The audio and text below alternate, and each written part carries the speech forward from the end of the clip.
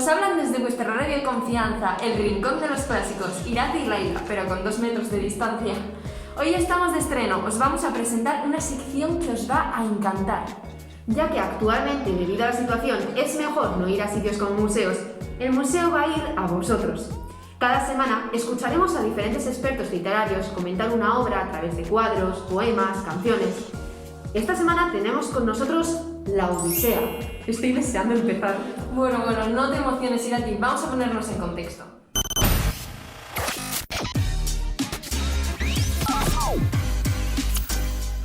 La Odisea, ¿eso no era de un tal Hesíodo? No, ¿qué dices? La Odisea de Homero, ¿no te suena? Esa epopeya del siglo VIII a.C. que narra las aventuras de Odiseo en su regreso a casa. Mira, Irati, no me leo ni el periódico, me voy a leer una obra de hace miles de años. ¿De qué me sirve?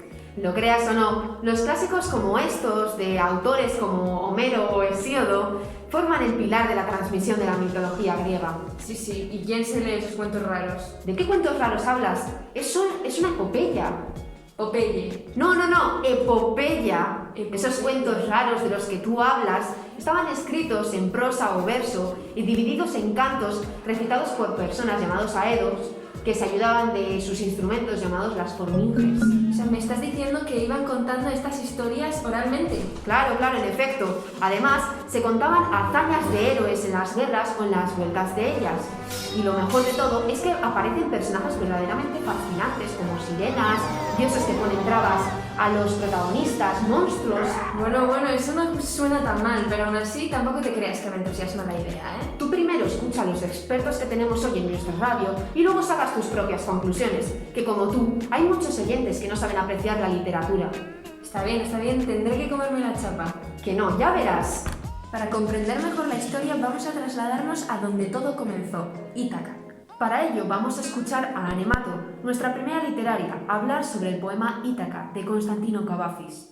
Ane, ¿estás ahí? Sí, hola. Buenos días. Es un placer estar aquí hoy y más aún poder inaugurar esta nueva sección con vosotras. Cuando emprendas tu viaje a Ítaca, pide que el camino sea largo, lleno de aventuras, lleno de experiencias.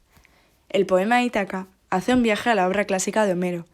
Ese viaje lo emprendió su escritor, Constantino Cavafis, quien llega a Alejandría, Egipto, en 1923. Un niño que más tarde será un poeta destacado del siglo XX en Grecia. Pero el poema presenta el viaje de una manera metafórica. Dicho con otras palabras, el autor relata ese camino a nuestra Ítaca, un recorrido de la vida en el que el camino es más importante que la meta, tal y como lo expresa la profesora María Menéndez en su blog de Lengua y Literatura. Ten siempre a Ítaca en tu pensamiento. Tu llegada allí es tu destino, mas no apresures nunca el viaje, mejor que dure muchos años, y atracar, viejo ya, en la isla, enriquecido de cuanto ganaste en el camino, sin aguardar a que Ítaca te enriquezca. En conclusión, el poema relata el camino del protagonista, tanto de la obra como del poema, Ulises, un hombre que pasará por diferentes dificultades y aventuras, como las tormentas de Poseidón, el miedo a los cíclopes, personajes mitológicos de un solo ojo, y a los trigones, personas gigantes de la mitología. Yo tengo mi Ítaca en mente. ¿Tú tienes el tuyo? Ya que estamos en contexto, avancemos un poco en la historia. Vamos a adentrarnos en la cueva de Polifemo para saber qué vivió Odiseo allí. Para ello escucharemos a Paula y a Martín. Este cuadro de Jacob Jordan se centra en la figura del cíclope Polifemo. Esta historia la podemos encontrar en el canto 9 de la Odisea. Jordens es uno de los pintores flamencos más importantes de la época.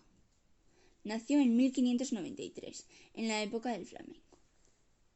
En este cuadro podemos observar varias características de la época que Jacob utiliza, como por ejemplo el gusto por las escenas mitológicas, los colores cálidos, como la capa naranja de Ulises y el color de piel del gigante, y también el movimiento y dinamismo, como el pastor agachado, los pastores por detrás o Polifemo tocando las orejas. Concretamente en este cuadro se observa cuando Ulises y los pastores intentaban salir de la cueva de Polifemo, gracias a la gran idea de Ulises.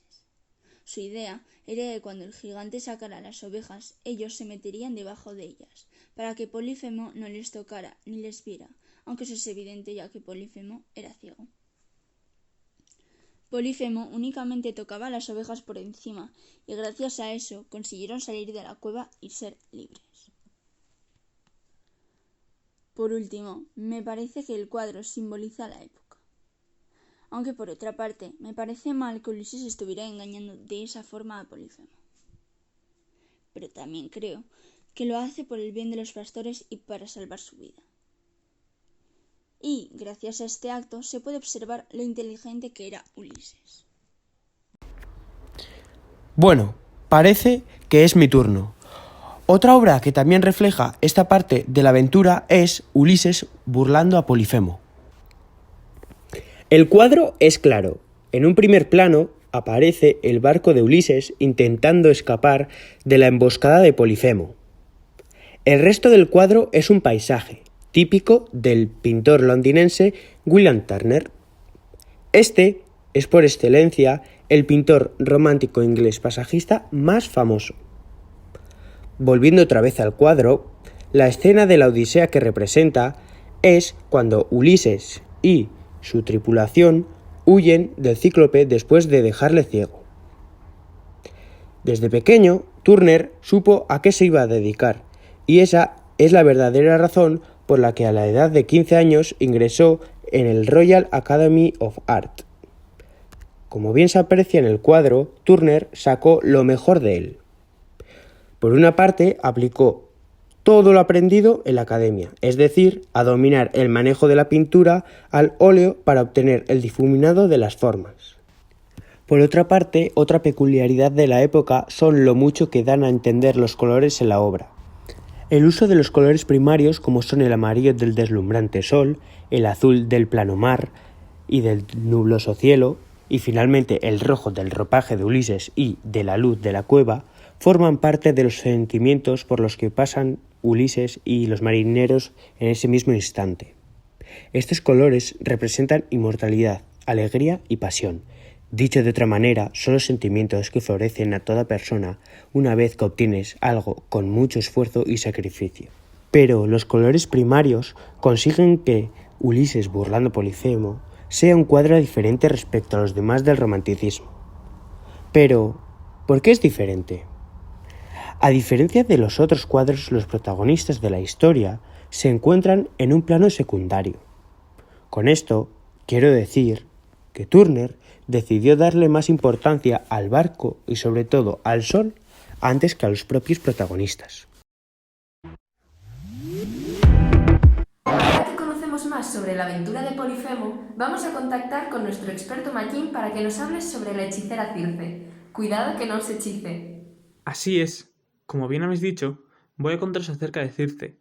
Esto lo haré mediante el cuadro Circe, de Romare Verden. Si pensamos en Circe, nos imaginamos a una mujer esplendorosa, en su palacio, rodeada de los hombres que convierten en animales. En cambio, el estadounidense Romare Verden la pinta completamente diferente. Verden es conocido por realzar la raza negra, ya que vivió durante el Renacimiento de Harlem, una etapa en la que el arte afroamericano se puso de moda en los Estados Unidos. Y esto hizo en el cuadro, pintó a Circe como una persona de raza negra. Verden eligió el collage como método de arte e hizo una serie de 20 cuadros sobre la Odisea de Homero, la mayor obra de la Grecia clásica. En esta sesión de hoy analizaré el cuadro dedicado a Circe. Es un collage muy exótico, que representa muchos elementos africanos, tales como la ropa, los animales o la propia decoración dentro del cuadro.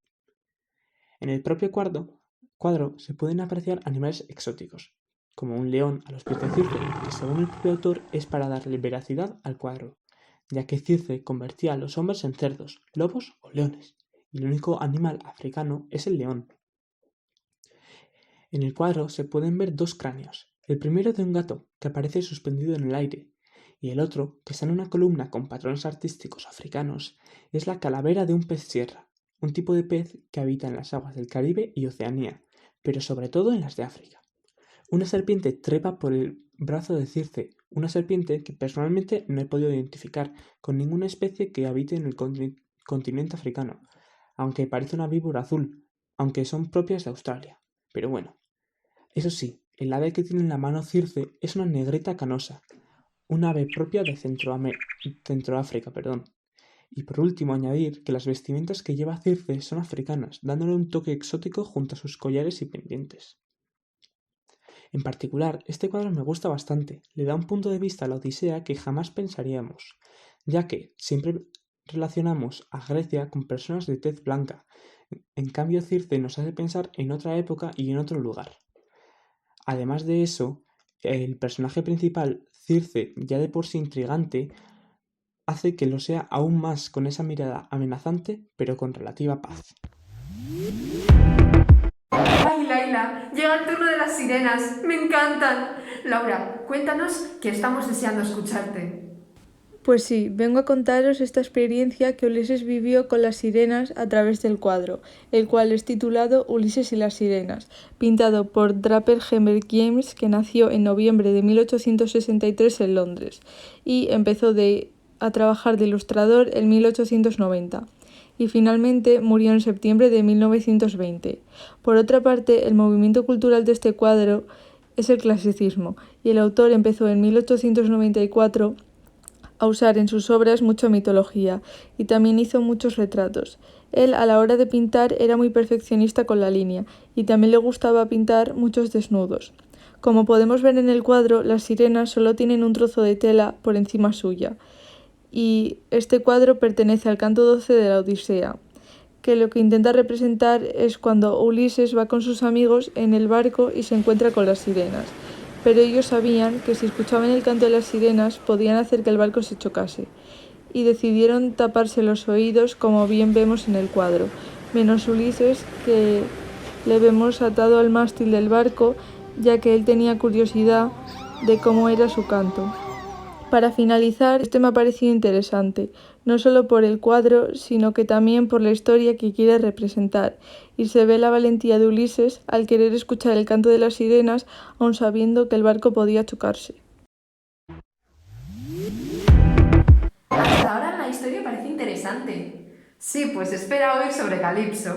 ¿Calipso? ¿Quién es ese? No. Escucha. Lucas nos va a explicar. ¿Os apetece hacer un pequeño viaje al pasado? ¿Recordar la época en la que el arte y la literatura se mezclaban de una forma homogénea? Entonces, este es vuestro audio. El cuadro sobre el que voy a hablar se titula Ulises y Calipso. Es un óleo pintado por el artista alemán Max Beckmann en el siglo XX, esto es, en la época del modernismo, en la cual, por cierto, es uno de los autores más reconocidos del movimiento, que se caracteriza por representar temas relacionados con la naturaleza y por el empleo abundante de las líneas curvas y asimétricas. En él se puede observar a Ulises tumbado junto con Calipso, una ninfa que vivía en una gruta y se enamoró del luchador itacense. Supuestamente él también se enamoró de ella, pero a quien verdaderamente quería era a Penélope. En el cuadro vemos, entre otras cosas, un par de características de la época, como son unos animales dibujados en el óleo, que son un gato, un ave y una serpiente. Estos hacen referencia a la naturaleza, que es característico de la época. Otra de las cosas que observamos es cómo contempla el héroe el más allá, la nada. Sin embargo, podemos deducir que lo más probable es que esté pensando en su esposa, en su amor verdadero, que lo está esperando en Ítaca. En concreto, el episodio que se ve representado en el cuadro es una de las muchas hazañas que vive Ulises en su vuelta de la guerra de Troya. La pintura nos describe cuando Calipso retiene durante 10 años en Ogygia a Ulises intentando que éste olvidara su anterior vida. No obstante, de poco le sirven a él la inmortalidad y la juventud infinita que le ofrece, además de los agasajos sin su querida esposa Penélope, de modo que antepone el amor a la belleza e inmortalidad y decide marcharse. En mi opinión, el cuadro no es, a primeras, nada llamativo, ya que se emplea en la gran mayoría de la pintura pigmentos oscuros, cosa que no es de mi agrado. En cambio, lo que se representa sí es más de mi interés. Cómo a pesar de todo lo que ha vivido desde que dejó a su mujer y todo lo que le ofrece Calipso, inmortalidad y juventud, a cambio de simplemente olvidarla, pero aún así no lo hace. Y eso me parece fascinante. Está claro que eso sí es amor verdadero, y es algo que aprecio mucho porque no se ve todos los días, y menos en los tiempos que vivimos. Bueno, Laila, vamos a cambiar un poco de tema. ¿Cuál es tu diosa favorita? Atenea, diosa de las guerras, tan valiente. Bueno, ya sabes la historia que vivió con Odiseo. Alguna idea tengo, pero que adivino, tenemos un experto que nos lo va a relatar. Efectivamente. Aimar, ¿estás ahí? Sí, hola.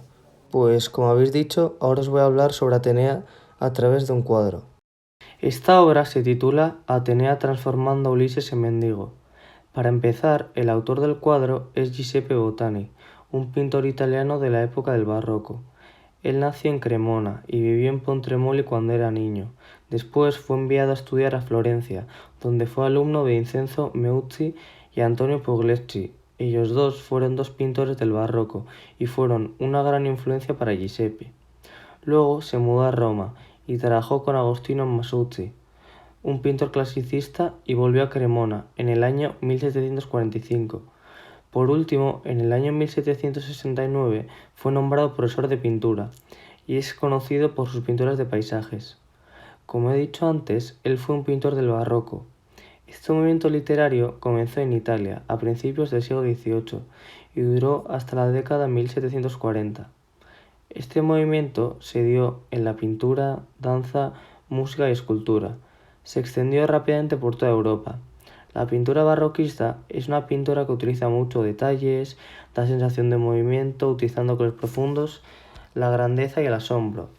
Por otro lado, el cuadro representa el acto 13 de la Odisea, cuando Atenea transforma a Ulises en mendigo, para que éste no sea reconocido al llegar a Ítaca.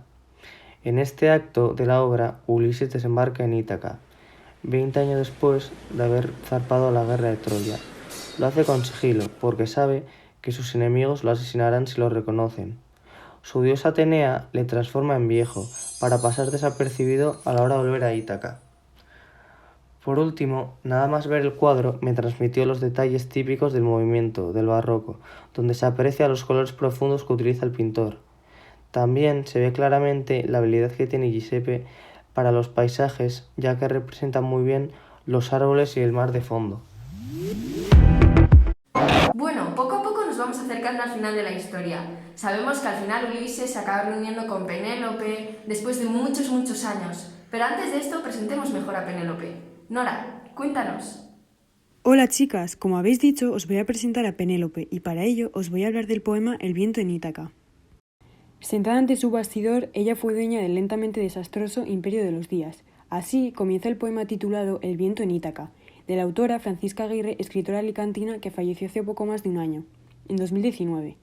Cabe destacar que este poema pertenece a un apartado del libro de Ítaca. Pero ¿no os interesa saber de qué trata este fantástico poema? Pues os lo voy a decir. El tema principal de este poema está centrado en todo momento en la mujer de Ulises, Penélope, y tal y como sabéis, ésta lo estuvo esperando a Ulises 20 años desde que él se fue a luchar a la guerra de Troya.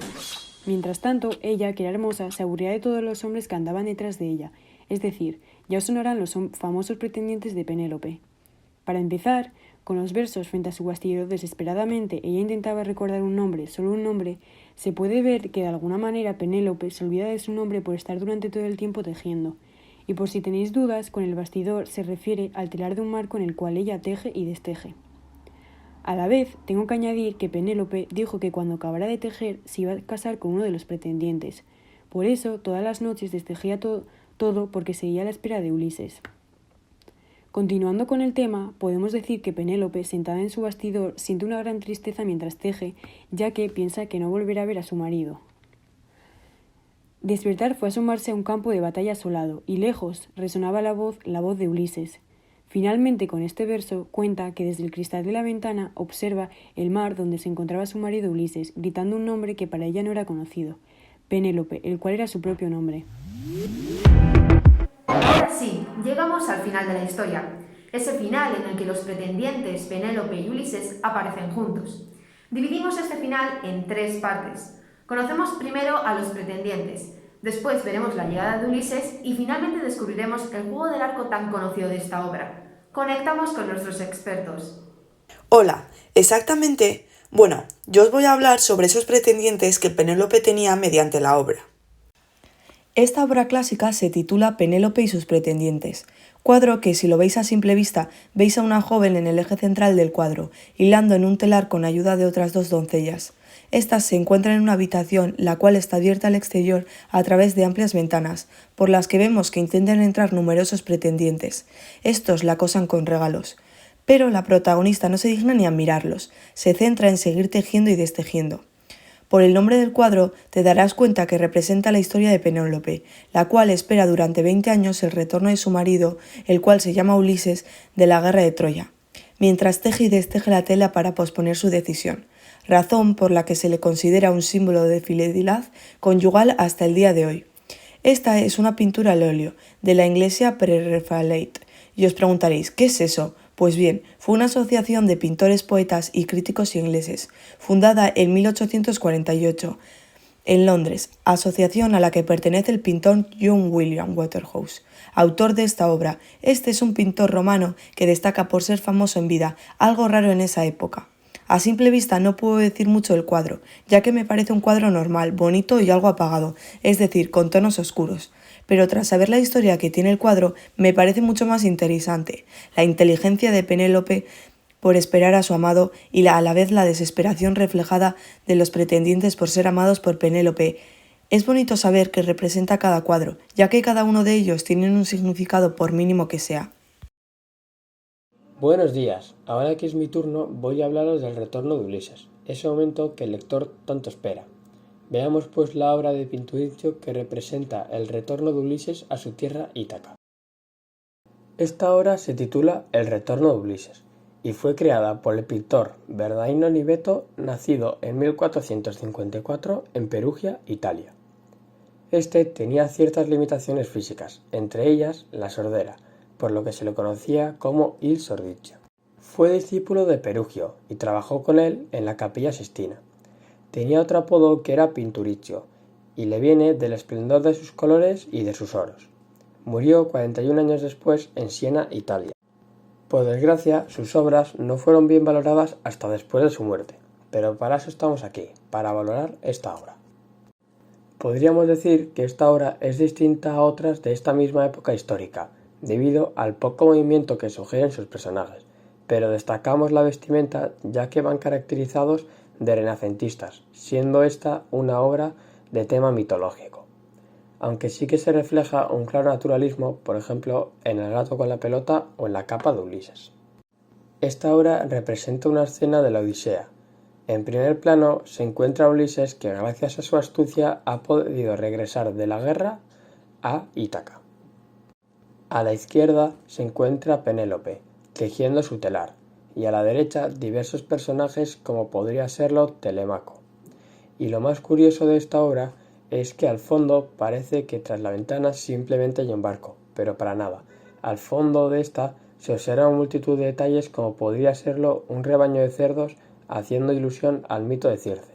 También se refleja el canto de la sirena o del naufragio. Aunque sin duda alguna el detalle más curioso de esta obra es que hay dos Ulises. Sí, dos veces la misma persona. ¿Cómo puede ser esto? Pues el autor representa a Ulises, el más cercano, en el primer plano.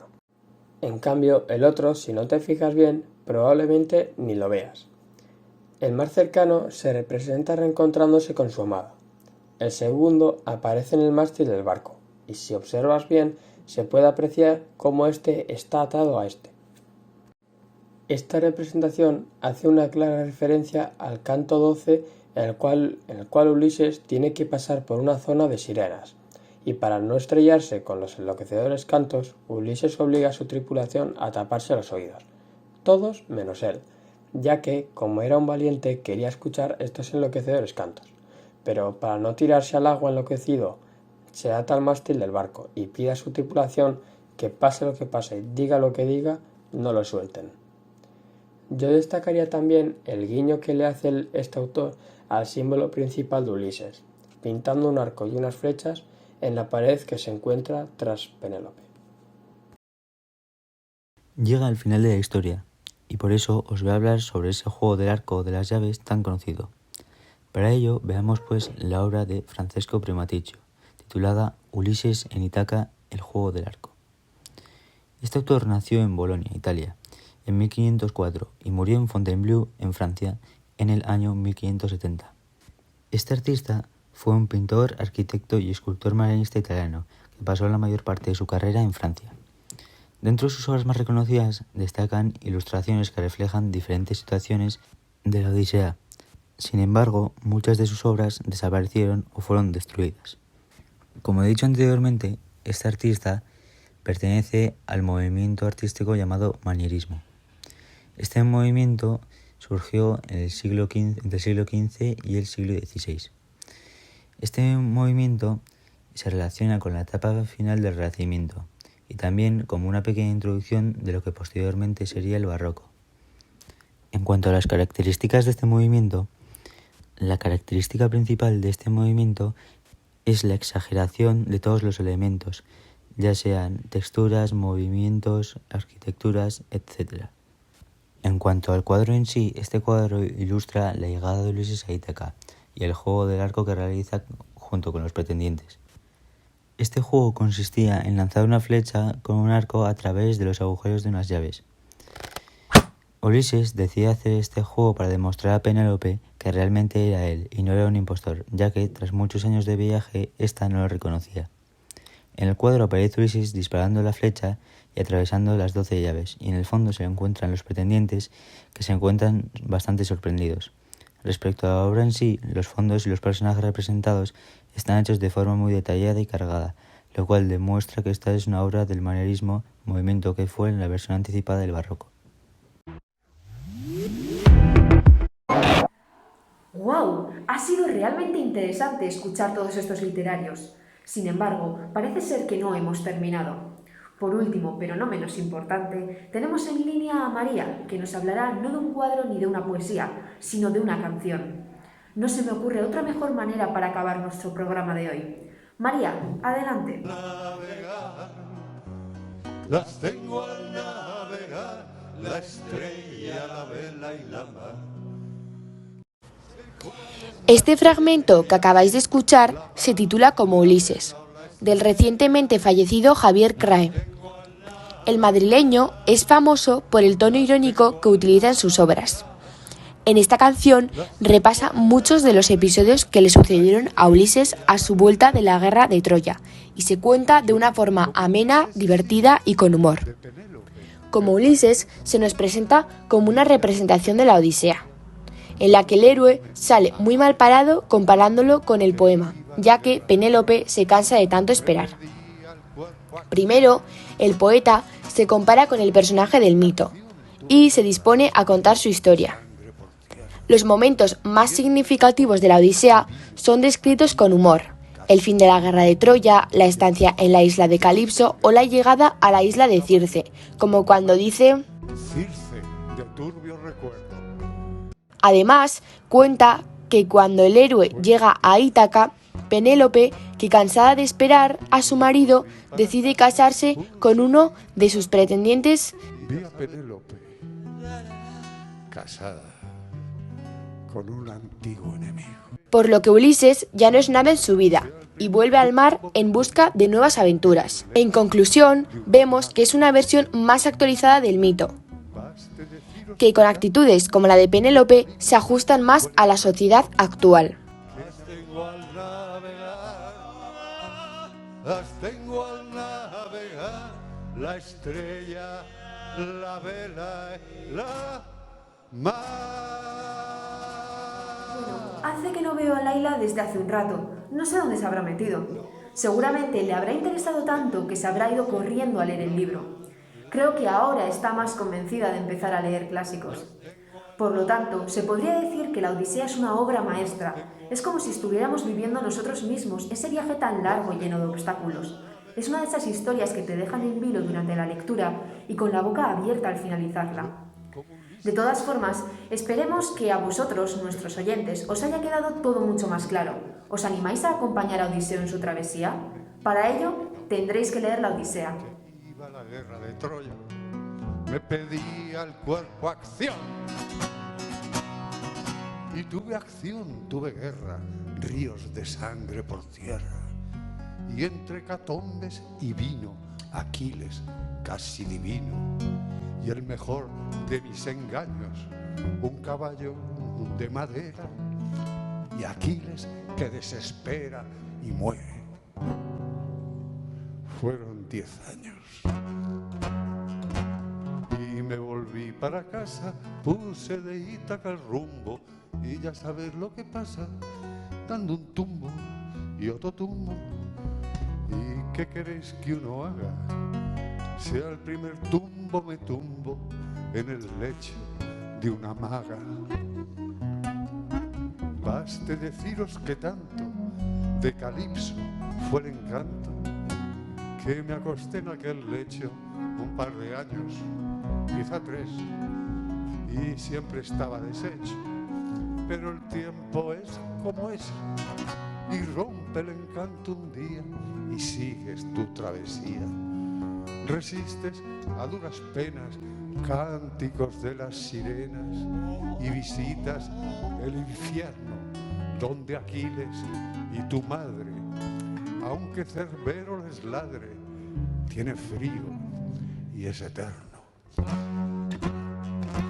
Y otra vez de vuelta a casa, otra vez de Ítaca el rumbo, y ya sabes lo que pasa, doy un tumbo y otro tumbo, y otra vez mi suerte aciaga, y esta vez casi sucumbo en el lecho de otra maga.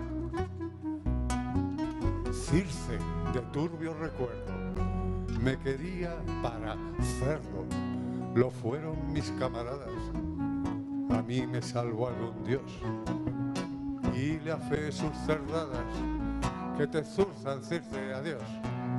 Y al mar me dicta mi instinto, al mar, que es un laberinto, y sopla un viento contrario, y doy con un sanguinario, cíclope vil Polifemo, aunque me tuvo a su antojo, era un borracho y un memo, le clavé un palo en el ojo. Nadie gritaba me ciega, nadie gritaba acusica, con Poseidón no se juega, y naufrago hacia Nausica.